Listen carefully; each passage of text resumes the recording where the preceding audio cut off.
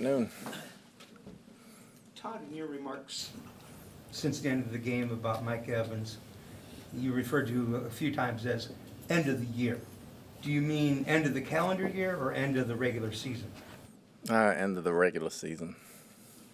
Have you had a chance to talk to him at all? Not yet, no.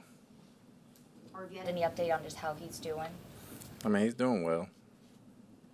So this isn't a scenario where it would be only if you go into the playoffs or went deep in the playoffs? Or? It's going to be touch and go. We'll see as we get toward the end of the year. It's definitely going to be the end of the year. Hopefully it's before that. And then if we get to the playoffs and go from there, it might be in the playoffs, depending on how it heals. Football teaches players to just snap and just go to the next play. And obviously you played and you have to do the same thing as a coach. But when it's someone like Mike that gets hurt, and you've talked before about that moment last year, how gratifying that was for you as a coach. How hard is that to turn the page on something like that, both in game and then when you got back into the office this week? Honestly, for a coach, it's any one of our players. They don't have to be a star for us to care. I mean, that's normal. When any one of the guys go down, it's a problem. The fact that it's such a decorated guy, you know, there's more to it, but he would tell you the same way. We all feel the same way when somebody goes down, and, you know, that's crushing considering what he's done for the team, what he's done for the league, what he's done, period. So, you know, that's hard to swallow when you see somebody that works that hard and goes through all that and has all those accolades go down when he just came back. That was the part of it. I wasn't trying to imply that just because he's a No, I decorated player understand. that he deserves more, but just obviously No problem. we all know what Mike means to this team and this community, and you know, I mean, just he's been here for so long and the way he impacts people. No, I understand. He does everything. He does a lot for the city. He does a lot for the city. He's done a lot for the city. Just one more thing on Mike to clarify. So would he need surgery for that, to put a plate in there? And would that decision be made soon? Or would it be something to wait and see how the team does? And if he heals without that? I mean, it's something still being discussed, so we'll go from there. You had a guy that was iffy for this week, 50-50 sort of, knowing that there's a bye week coming up after that. Would you be sort of inclined maybe to sit the guy and just let him rest up for 2 weeks? Or does the bye week come into play at all in these injuries? If they're healthy enough to play, we're going to play them. But if there's any doubt, we're not going to play them at all. They got to be ready to play, and we got to see that they can play before we put them out on the field. But with the bye week coming, if a guy's very iffy, he'd probably be more inclined to not play if he wasn't ready to play. Coach, we didn't see Yasamra out there today. I know he was supposed to get an MRI because I believe knee and ankle injuries. Is there any update on his potential status going forward? Hadn't come back yet. Still waiting on it. But it looks like he'll miss some time at least. It does. Anything new on Bucky Irving? Nothing new. Working, getting better. Todd, last week you kind of ruled out Chris and Bucky fairly early in the week. Given that we didn't see him today, and what you just said about the bye week, are they both likely out on Sunday? They fall into that iffy category like I just talked about. Is there some concern with Chris, the fact that it's the same leg that he broke last year in terms of the ankle, but it's higher up in the fibula? Is that a concern that maybe puts the rest of the season in jeopardy, or is this truly a week-to-week thing? It's a week-to-week thing right now. I don't think it puts the season in jeopardy. How is Jalen McMillan progressing at this point? I know that initially we had heard he could return sometime after the bye, but we weren't really given a specific date. How is he progressing in his rehab? He's getting better. I don't have a specific date for you either, but he's definitely getting better. You know, when he gets out of the brace, we'll see, but he's definitely feeling better. So he's still in the brace? Yes. Was this the first game, Todd, where maybe the overall pass protection wasn't up to standard in the films, looking at it? Just looking at the film, there were times it was up to standard and there was nobody open. You know, he was holding the ball back there and couldn't get open. So it was a little bit of both, but at the same time, a couple of guys did a good job up there, and a couple of guys we just got to be better blocking-wise. We got to be better schematically. But I thought a lot of times they did a good job covering those guys up down the field. Todd, it seems like, especially the Lions, they were doing the peanut punch. They got one out. Is that something you teach your players? You don't see your guys do that a lot. Are you more towards the form tackling and not punching the ball out? No, we want the ball out. We always want turnovers. It's something you really practice in the summer and as the season goes, but the more banged up you get, the less you get to do those type of things on walkthrough days. Todd, Josh Williams has now missed 2 games after going out concussion protocol. Is he still in protocol, and what else is he dealing with? He hasn't passed yet, but he started running and practicing last week, so hopefully soon he should pass.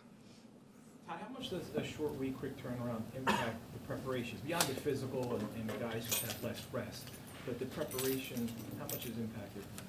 Well, the coaches got to get started early the week before. They got to get it started. Player-wise, it's just a mentality thing.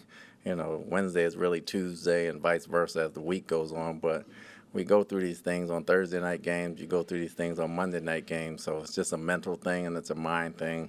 They've developed good mental toughness this year so far, so we just got to keep building on that. But it definitely impacts the body. Todd, the Saints only have 1 win this year, but they've been close in a lot of these games. What concerns you the most about this Kellen Moore-led Saints team? It's a division rival. All our division games are tough. All the games, period. It's hard to win in this league. We know it's a tough place to play. They've beaten us before plenty of times. We've beaten them some, so we're preparing for a battle. Spencer Rattler had a bit of a rough one last week, but prior to that, he's been getting a lot better and playing good football despite the Saints' record.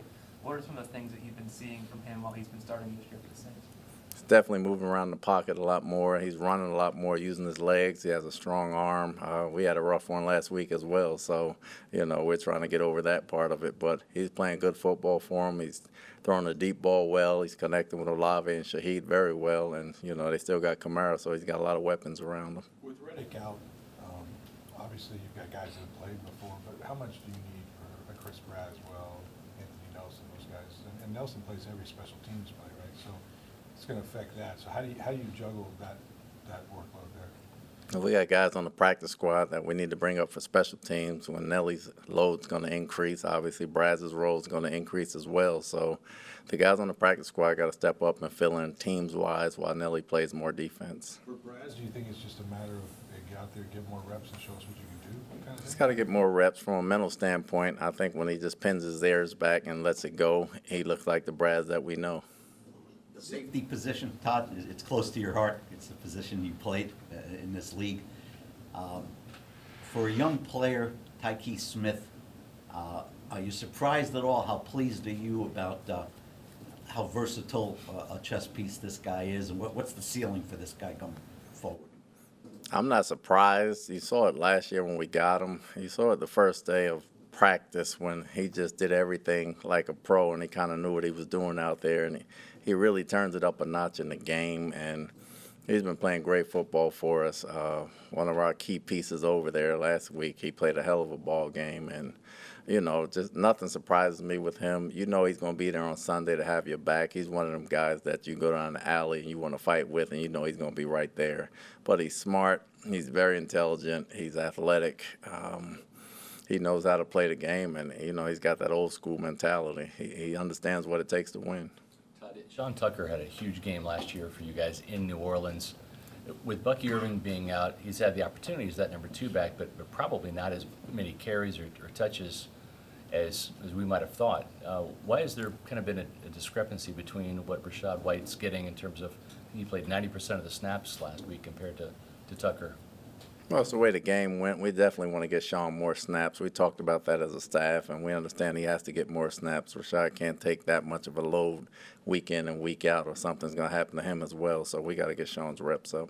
We talked about it after the game, and this has been going on throughout the season when Benjamin Morrison has been healthy, but there's been a rotation between him and Dean. Are you pleased with how that's going? Because I know also Dean has been making more plays recently as well. Dean's been playing great ball. We love where he's at right now. It's okay still to bring Morrison along and get him some series in there between that, but Dean plays the bulk of the game. Happy with the reps we're getting him, and we're happy with the reps we're getting Morrison with. So it's been going pretty good. Will he ever go on to Zion? Will he ever rotate with Zion too, or is it specifically that side that you kind of want to It's been that side. As he gets that side down, we'll start to rotate him on the other side. And it could potentially help Jamel at all? Could it potentially help Jamel at all? Maybe like not playing as many snaps so that he can have an opportunity to kind of take a step back at certain points in games. I'm not sure. I know often the thought is, you know, with defensive players, they need to be out there throughout the game to continue kind of seeing everything. Just your thoughts on how that goes. He's in a good place. Like, we started this beginning of the year as soon as Morrison got healthy, so it's something that he's used to. Dean's used to it, Morrison's used to it, and the guys understand their roles very well. It helps with the competition over there as well. And, you know, Dean's been playing great football. Morrison's been playing solid football when we put him out there. And right now we're very happy with where we're at, and I think both guys are benefiting from that. Todd, I know this would probably be a Jason Light, but the record that you have, all the injuries, depth, is there a possibility of making a move or a trade to bring in somebody at this point? I mean, it's always possible, but we got to get to the bye week. You know, right now we got enough guys. We're trying to find guys to dress as opposed to guys to put down, guys to suit up. But we're always looking. You say never, but we don't have anybody immediately on the radar. Coach, there's been a couple of big plays, check down throws, guy goes to the house, whether that's, you know, bad angles, missed tackles.